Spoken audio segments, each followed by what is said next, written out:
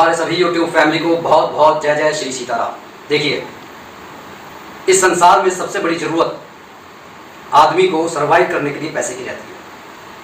और आज जो मैं आपके लिए वीडियो लेकर आया हूं, इसके अंदर दो शुभ मुहूर्त हैं। एक है 21 अगस्त का गुरु पुष्य योग, और आपने इसके बारे में बहुत जाना होगा, सुना होगा कि इस समय इस अवसर पर किया गया कोई भी कार्य हमारे को द्विगुणित होकर फल देता है। कई बार ये फल 100 गुना भी हो जाता है। ये आदमी के अपने भाग्य पर और किस्मत पर भी निर्भर करता है।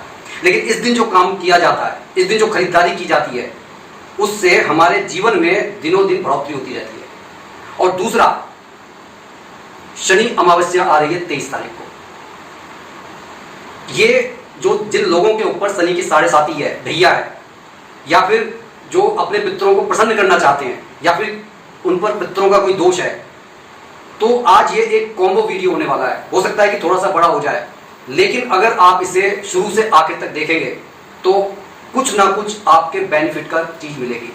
क्योंकि देखिए, उपाय किए जाते हैं, अगर मन से किए जाते हैं तो वह रिजल्ट देते हैं।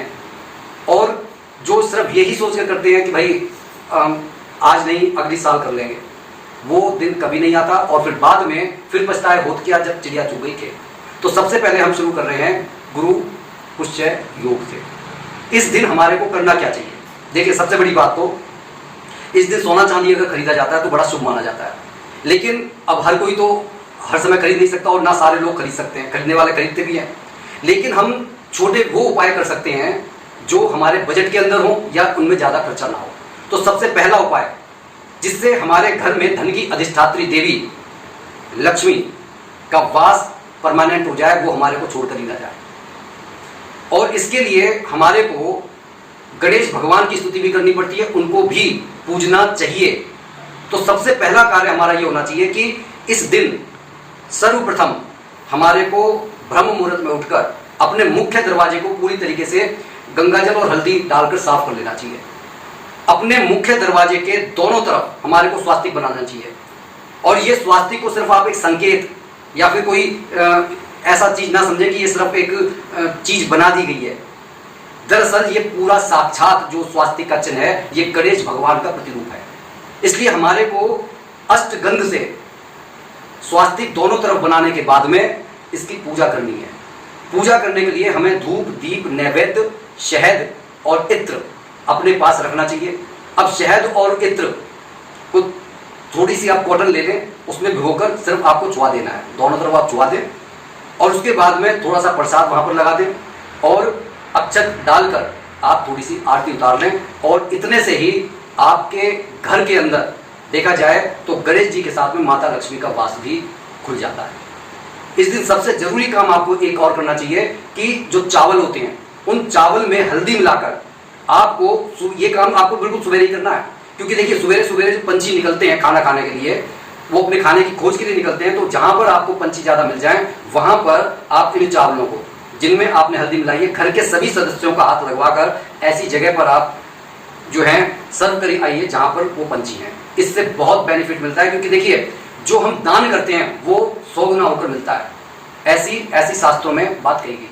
इस दिन प्रयास कीजिए, अगर आपके पास में कोई चांदी का कोई दीवला है या कोई कटोरी है, तो उसके अंदर आपको एक मतलब देसी घी का आपको पूरा दिन, सुबह आप जब जला देंगे, ब्रह्म मुहूर्त मतलब जब आपने पूजा पाठ की, उस समय जब आप जला दें तो वो रात तक जलता रहे दिया।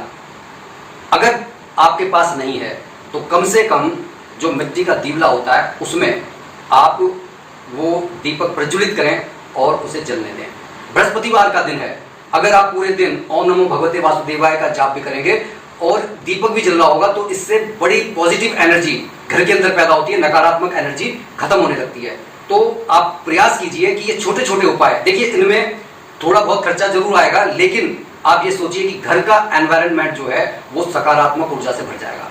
कहीं कहीं पर ऐसा भी होता है कि अगर आप देखिए गलत तरीके से करेंगे तो नकारात्मकता प्रभाव दिखाएगी, घर में कलह होगी। लेकिन ये गारंटीड है कि अगर आपने ये उपाय किए तो रोग, शोक, शत्रु, कलह, कलेश, कर्ज, इन सबसे मुक्ति मिलती है। और अगर आप इस दिन से एक 6 महीने का उपाय अगर उसे इंक्लूड कर लें तो आपके जीवन में जो है सोने पर सुहागा होने वाला है। वो करना क्या है, आपको एक छोटा सा मिट्टी का दीपला लेना है, उसमें पीली सरसों आपको भर लेनी है, उल्टे हाथ में लेकर दीपला रखकर, और फिर आप सीधे हाथ से उसको बंद कर लें और उसके बाद 108 बार ओम नमो भगवते वासुदेवाय का जाप करें। अब जब ये जाप कंप्लीट हो जाएगा तो ये जो पीली सरसों है ये अभिमंत्रित हो चुकी है। अब आपको करना क्या है, इस अभिमंत्रित सरसों को आपको पूरे घर में डाल देना है। जैसे अगर आपने इस सुबेरे उपाय किया है तो शाम तक आप इस अभिमंत्रित सरसों को पड़ा रहने दीजिए, और अगर आप शाम को करते हैं तो सुबह तक पड़ा रहने दीजिए। बाद में जब आप जब झाड़ू लगती है तो उस सरसों को आप बाहर कूड़े में डाल दीजिए। इससे घर की सारी नकारात्मक ऊर्जा निकल जाती है, क्योंकि पीली सरसों का तंत्र विधान में बहुत बोलबाला है। कहीं पर भी अगर नकारात्मक ऊर्जा है, कहीं पर भी अगर कलेश है, आप अगर इसका प्रयोग करेंगे तो 100%, 101% ये काम करता है। लेकिन ये थोड़ा सा लंबा उपाय है, आपको हर बृहस्पतिवार को ये उपाय करना होगा। अगर आप जैसे ये चाहते हैं कि भाई बस आपने आज किया और इंस्टेंट रिजल्ट मिलता है, इंस्टेंट रिजल्ट तब मिलता है जब घर के अंदर नकारात्मकता कम हो। कई घरों में हर रोज कलेश होती है, रिश्तों में हर रोज दरार होती है, हर घर के अंदर कई बार स्वार्थों की लड़ाई होती है, तो नकारात्मकता इतना ज्यादा होती है कि वो नकारात्मकता एक दिन में नहीं जाती, उसे थोड़ा सा लंबा समय लगता है। लेकिन आप देखेंगे कि अगर आपने इस प्रयोग को शामिल कर लिया तो ये जो शत्रु बाधा से बचाती है, ये आपको ग्रह क्लेश से बचाती है, कर्जे से बचाती है, इवन आपको बहुत सारे ऐसे अननोन खतरों से बचा देती है। जैसे किसी ने किसी पर काला जादू कर दिया, मारण तंत्र कर दिया है, उन सब चीजों से बचाने की ये छोटी सी विधि आपके घर परिवार को, आपके घर के सदस्यों को बचा सकती है।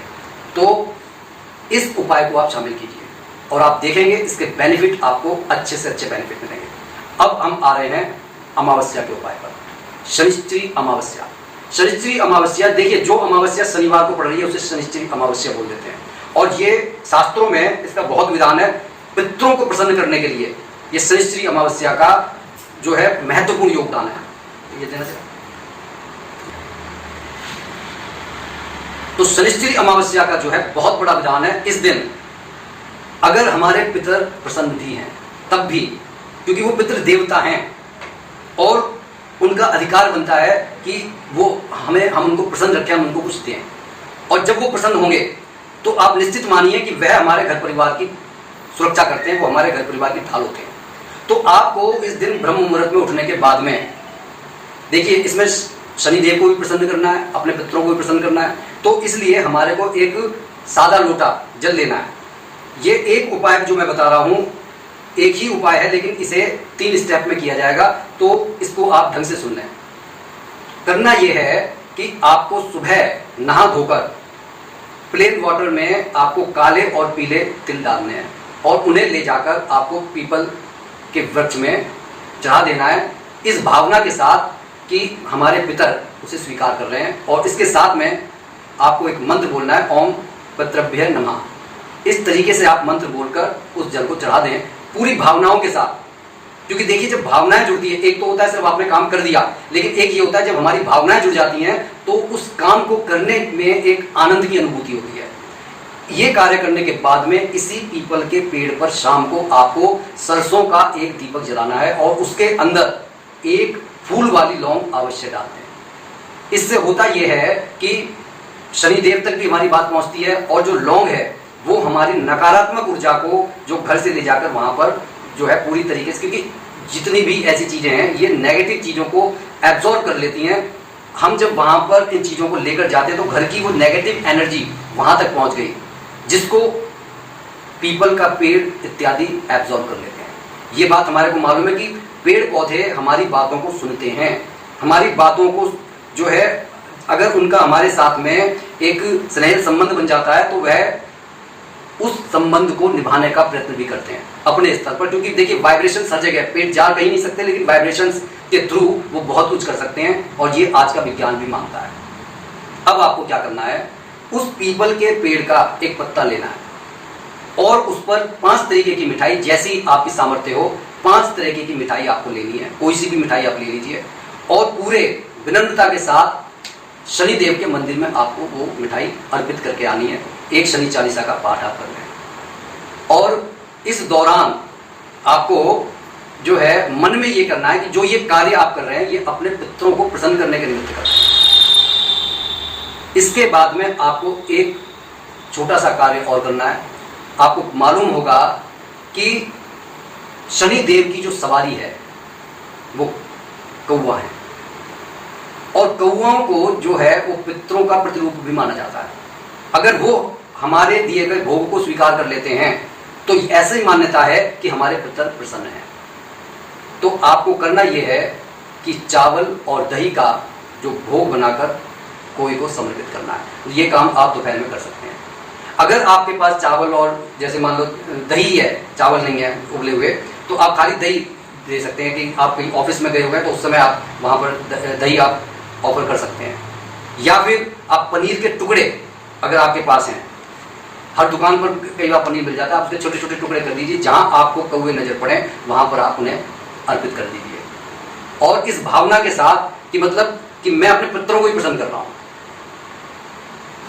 अगर फिर भी आपको ऐसा लगता है कि भाई वहाँ पर कौवों की कमी हो गई है तो आप एक काम कर सकते हैं कि एक दिन पहले आप काले चने भिगो कर रख लें और उनको उबाल कर कोशिश कीजिए कि एज अ प्रसाद गरीबों में आप वितरित कर दीजिए।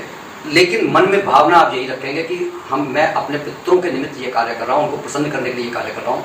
आप देखिए कि आपके जीवन में कितना बड़ा परिवर्तन होता है। अगर हमारे पितर प्रसन्न हो जाते हैं, अगर शनिदेव प्रसन्न हो जाते हैं, तो जो लोग भय खाते हैं शनिदेव से, जो लोग भय खाते हैं पितृदोष से, आप देखेंगे कि जीवन में अचानक से चमत्कार हो उठते हैं।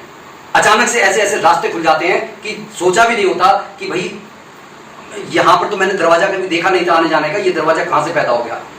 कहने का मतलब ये है कि चमत्कार ऐसे घटित होते हैं कि आप सोच भी नहीं सकते। मन में आपके यही ओम पितृभ्य नमः, ओम पित्राय नमः, इस तरीके के मंत्र का जाप आपको करना चाहिए। आप देखेंगे कि आपके जीवन में परिवर्तन होगा। ये छोटी सी वीडियो आपके जीवन में बड़े चमत्कार लेकर आए, इस आशा के साथ मैं अपनी वाणी को विराम दे रहा हूँ। प्रयत्न कीजिए इन उपायों को करने की पूरी आस्था और विश्वास के साथ, क्योंकि ये संसार ऊर्जा है, ऊर्जा से ही निर्मित हुआ है, ऊर्जा में ही बदल रहा है। हर चीज ऊर्जा से पैदा हो रही है, ऊर्जा में बदल रही है। तो इन उपायों को आप एज आ वो एनर्जी लें, वो डिवाइन एनर्जी लें जो हमारे साधु संत हमारे को बता कर गए हैं। और अगर हम उनके बताए हुए पाथ पर चलेंगे तो हो सकता है कि आपको ऐसा लग रहा हो कि ये चीज़ें अनर्गल होती हैं, लेकिन जब करके देखेंगे और परिवर्तन आपके जीवन में आएगा तो विश्वास भी होगा। और जब विश्वास होगा तो वह चीज़ें आपके जीवन में ऐसा चमत्कार लेकर आएंगी कि दुनिया देखेगी कि वाकई में बदलाव इसे बोलते हैं। इसी के साथ मैं अपनी वाणी को विराम दे रहा हूँ। जो भी भाई बंधु हमारे चैनल पर नए हैं, कृपया चैनल को सब्सक्राइब कर लें। कमेंट बॉक्स में अपने इष्ट का नाम अवश्य लिखें। बोलिए जय जय श्री सीताराम।